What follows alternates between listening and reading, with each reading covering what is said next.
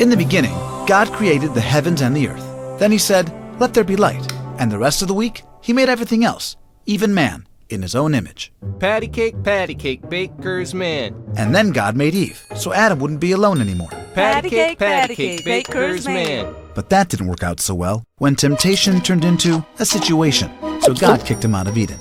But that didn't work out so well either, because people were really mean to each other. I'm not touching you! I'm not touching you! See, look, there is no physical contact! So after many generations of that, God decided to drown the heck out of humanity, except for one very special family. I've got a feeling, it's gonna be quite an adventure.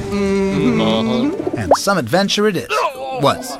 With civilization, people started conceptualizing things like ownership and independence. Now this is where I draw the line. That didn't work out so well when people's independence started to clash. So what did people do? They warred. Family feuds, tribal wars, wars between empires, cities, states. Before you knew it, everyone declared war on everybody else. It was cool back then. It was the thing to do. Meet Abraham. Abraham was the great-great-great-great-great-grandson of Noah. Unlike other people at the time, Abraham believed in one God, one you cannot see. No, not my cup of tea. And that got him into trouble, especially after God made him a promise. To your descendants I give this land, from the river of Egypt to the great river, the Euphrates. Let's have a look. Back then, that was a big gift for a small family. And the problem was that it was occupied by the Canaanites, Cadmonites, Hittites, Perizzites, Amorites, Canaanites, Girgashites. So, as you can imagine, land didn't come easy for any of Abraham's God-loving children. One day, God told Abraham to go to the hills of Moriah to sacrifice his own son, Isaac. But a good angel saved Isaac in the nick of time. Close call. Isaac grew up and had a family.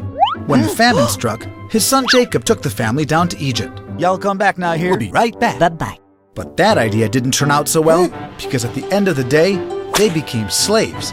And after 400 years of that, Moses came along. Hey, you better let my people go, man. It ain't right, dude. God's gonna punish you, So 10 plagues later, God freed the Israelites and gave them the 10 Commandments. And finally, they entered the Promised Land. It was a time in history when empires fell like dominoes. With that chaos, strange sea peoples were attacking the Promised Land with iron. My precious. Meet David. Give me one good man, and let the best man win. You bastards! So David became the king, and the 12 tribes became one, and the first temple was constructed. But then came wars, and 10 tribes went down the drain. Live from Jerusalem, after 18 months of siege, the Babylonians have finally taken over. Yo, man, there's bloodshed on the streets. They're kicking all the Jews out. Hey, they're taking down the temple.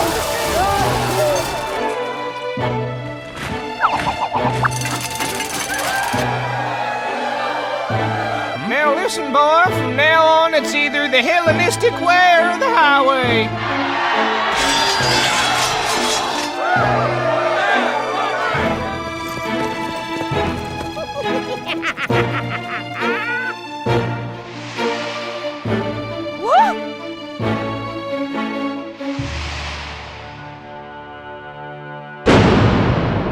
No comment. I said no comment, please. Thank you.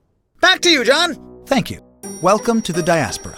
Persecuted and executed, executed and persecuted, the Jews were blamed for just about everything. Heck, some even blamed them for the Black Plague. Oh, it is you. I can smell it. The Jews clearly needed to get back home. I have a dream.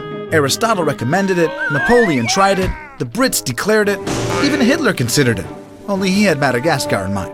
But after sleeping on it, he had a more creative solution, a final one. Finally, the world decided to settle it once and for all. So Israel accepted, but the Arabs didn't. So they attacked Israel. But Israel fought back and won. So they attacked again, and again, and again, and again. So where were we? This is the world. This is the Promised Land. This is Israel.